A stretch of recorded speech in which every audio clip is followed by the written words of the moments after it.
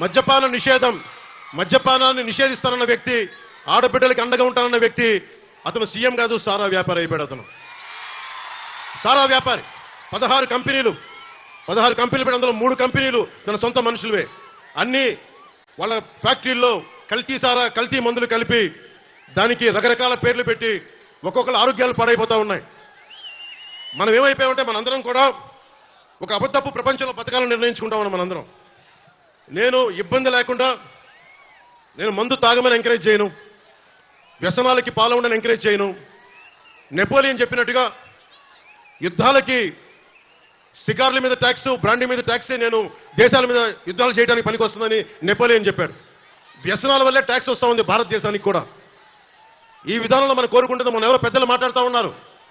నేను కల్తీ మందు కాదు, కనీసం ఆరోగ్యం పాడవని మందన్నా కనీసం 10 సంవత్సరాల్లో పాడవలసింది, వీళ్ళ వల్ల సంవత్సరంలోనే